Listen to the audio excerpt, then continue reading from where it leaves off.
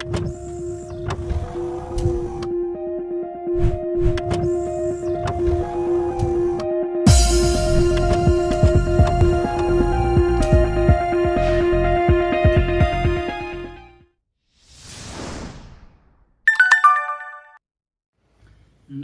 व नुसल्ली अला रसूलिहिल करीम अम्मा बाद अऊज़ु बिल्लाहि मिनश शैतानिर रजीम इन्नहु लकुम अदुव्वुम मुबीन बिस्मिल्लाहिर रहमानिर रहीम। प्रीवियस लेक्चर्स में हमने प्लेंट पर बात की, रिटर्न स्टेट पर बात की, रीजेंडर पर बात की, काज ऑफ एक्शन पर बात की। अब हम थोड़ा सा डिटेल में जो वेरिफिकेशन है, जिसे आप तस्दीक कहते हैं, दावे की तस्दीक पर बात करते हैं। टू वेरीफाई, तस्दीक करना। तस्दीक सिद्क से है, इसका मतलब होता है सच्चाई को बयान करना। कानून ये चाहता है, कानून एक बच्चे की मानद मासूम होता है। कानून ये चाहता है कि जो भी आप बात करें, आप अपने जो भी आपका मजहब है, जो भी आपका दीन है, उस पर कायम होते हुए आपने सच बोलना है। तो जो एवरमेंट्स हैं, जो कंटेंट्स हैं, जो वर्डिंग होती है प्लेंट की या रिटर्न स्टेटमेंट की, तो उसके फुट पर आके आपने वो तस्दीक करनी होती है कि what ever I have said above, it is crystal clear, it is very true. जब आप ये बात करते हैं तो अदालत उस हद तक पाबंद होती है कि आपको जायज समझे कि आपने यह हर लिहाज से फेयरली डील किया है।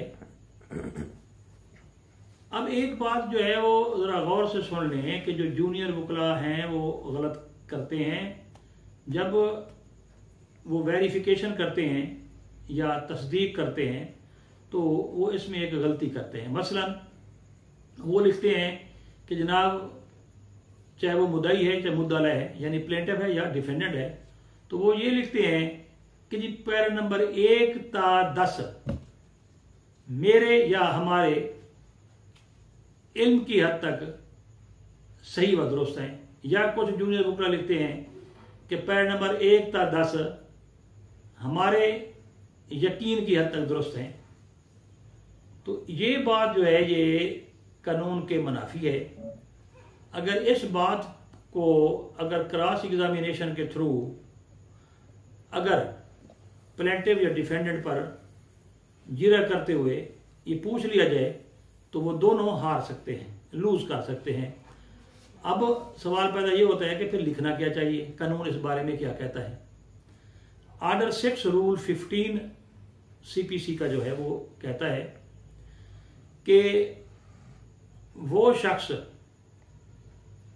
तस्दीक करे जो मुद्दई है या मुद्दालय है, यानी प्लेंटिफ है या डिफेंडेंट है।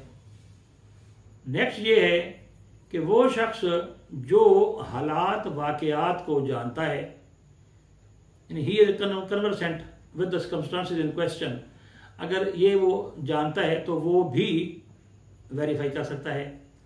इसी तरह कोई कारपोरेशन है, उसका जो डायरेक्टर होगा, जिसको अख्तियारात होंगे, वो कर सकता है। इसी तरह कोई बोर्ड ऑफ डायरेक्टर्स, किसी बोर्ड का डायरेक्टर वगैरह है, तो वो इस तरह कर सकता है। या गवर्नमेंट स्पेशल उसकी बिहाफ पर वो जिसको कह दे वो कर सकता है। अब आमतौर पर लोग क्या करते हैं कि जनाब जो जिसने दावा किया था उसी ने ही अगर वेरीफाई किया तो ठीक, वरना जी 7-11 आ जाती है कि जनाब दावा खारिज करो। इस तरह नहीं होता। कोई भी शख्स जो कन्वर्सेंट हो, जो वाकफियत रखता हो, उससे वो उसको साइन कर सकता है प्लीडिंग को, चाहे वो रिटर्न स्टेटमेंट है चाहे वो प्लेंट है, इन दोनों में से वो कर सकता है।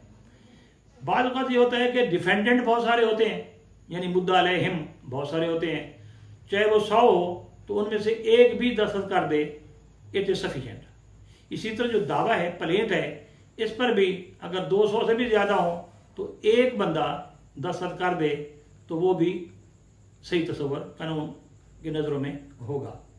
अब सवाल ये पैदा होता है कि अगर कोई शख्स ये verification if he renders it on perjury, फिर क्या होगा? यानी कज़ब बयानी या गलत बयानी करते हुए करता है तो फिर क्या होगा? इसका आप देखें पाकिस्तान पीनल कोड यानी ताज़ीरात पाकिस्तान मौजूद है और ज़ाब्ता फौजदारी की दफ़ा 476 मौजूद है और पाकिस्तान पीनल कोड की दफ़ा 193 मौजूद है। तो आप उसी अदालत में उस मुद्दई यानी प्लेंटिव या डिफेंडेंट के खिलाफ एक दरख्वास्त मूव कर सकते हैं कि जनाब इसने ये झूठ बोला है, कज़ब बयानी की है, परजरी कमिट की है, so action may be taken against him या देम, जो भी सूरत हाल होगी। तो ये जो तस्दीक है ये कौंसल हजरात या वकला हजरात जो भी हैं वो अपने मुद्दई और मुद्दालय को, डिफेंडेंट और प्लेंटिफ को डायरेक्ट करें कि इससे परजरी से वो इज्तनाब करें। कहीं ऐसा ना हो कि जनाब अब अदालत में कोई चीज़ मांगने जाएं और पता चले कि आप जेल चले गए हैं। महज इस बुनियाद पर कोर्ट जो है वो 476 की जो मैंने आपको अभी दफ़ा बताई है, तो इसके तहत court can take action against the delinquents. वो जो इसके जिम्मेदार हैं, जिसने प्लेंट पर दस्तखत किए हैं और वो गलत हैं, वो तमाम एविडेंस जो हैं वो अगर इस तरह नहीं है तो जेल जा सकता है। अच्छा, तो मैं आपको पहले बता रहा था कि कौन से दावा में या जवाब दावा में कौन से पैराज हैं जिसको एक मुद्दई यानी प्लेंटिफ या मुद्दालय वो किस तरह कहेगा कि कौन से जो है उसके नॉलेज में और कौन से उसकी बिलीफ की हद तक ठीक है। तो ये बात समझने की अब गौर करेंगे आप कि जब वो जवाब दावा या दावा पर साइन करेगा तो जो फैक्ट्स हैं, जो सर्कमस्टांसेस हैं, जो वो जानता है वो तो लिखेगा to the extent of knowledge, इल्म की हद तक। अब कुछ चीजें हैं, मसलन कोर्ट फीस है, मसलन जुरिसडिक्शन है, वो जो पैराग्राफ हैं, काज ऑफ एक्शन है, वो जो पैराग्राफ हैं वो तो नहीं जानता ना प्लेंटिफ, ना वो कानून जानता है ना उसे इस बात का पता है। तो फिर वो क्या करेगा? वो ये लिखेगा कि पैरा नंबर फलां टू फलां मेरे इल्म की हद तक दुरुस्त है और पैरा नंबर फलां टू फलां मेरे यकीन की हद तक, यानी to the extent of my belief, कि मुझे पता तो नहीं है। कौंसल है, एक एडवोकेट है जो लॉ नोइंग है, वो लॉ जानता है, तो मैं ये बिलीव कर सकता हूं, यकीन की हद तक ये मेरे बिलीफ की हद तक दुरुस्त है। लेकिन जूनियर वकला आजाद बहुत गलती करते हैं इस बारे में, या तो उल्टा लिख जाते हैं या दोनों को इकट्ठा मिक्स करके लिख जाते हैं। तो ये अदालतें मेहरबानी करती हैं, वरना माज इसी बुनियाद पर जिरा में या खुद जज हजरात डिस्कवरी कर लें या खुद क्वेश्चन पुट कर लें कि हाँ भी आप बताएं इस दावे में कौन से एवरमेंट्स हैं, कौन से पैराग्राफ हैं जिनको आप अपने बिलीफ की हद तक, यकीन की हद तक जो है वो आप मानते हैं। तो आप साफ ज़ाहिर है वो नहीं जानता होगा प्लेंटिव या डिफेंडेंट।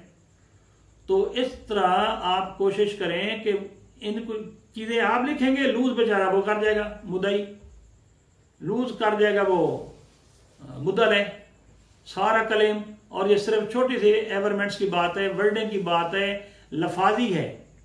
अगर आप इसको नहीं जानेंगे तो यू विल बी लूजर। तो आपको चाहिए कि जब आप ड्राफ्ट करें तो सोच समझ के करें। तो जो प्लेट है उसकी जो वेरिफिकेशन है ये बहुत ही अहम होती है। इसमें अगर आपने किसी किस्म की कोई गलत बयानी, कोई परजरी, कोई कज़ब बयानी या हालात वाक़यात को डिस्टॉर्ट किया और मुद्दा लेने या दूसरे जो मुद्दई है वो अगर जानते हैं कि आपको वो लेट डाउन कर सकते हैं कोई शहादत पेश करके या कोई आपका साबका बयान या आपका जो है वो हकीकत पर मबनी चीज़ ना होना, वो अगर अदालत में पेश कर दी गई तो आप ये जहन में रखें कि आपके खिलाफ एक्शन हो सकता है, you can be put behind the bar, आप जेल जा सकते हैं। तो लिहाजा जब आप ड्राफ्ट करें तो ये चीज़ें आप खूब वकला हजरात जो हैं वो खूब तौर पर ये देख लें कि किस अंदाज से वो वेरिफिकेशन कर रहे हैं, ताकि कल को वो लूज ना करें और माल इसी वर्डिंग लफाजी की बुनियाद पर वो जेल चले जाएं। जाए कि वो बेचारे अपना क्लेम मसूल करने हैं और वो लूज करते हैं। तो उम्मीद है आपको ये लेक्चर पसंद आया होगा। अस्सलाम वालेकुम वरहमतुल्लाहि वबरकातुहू।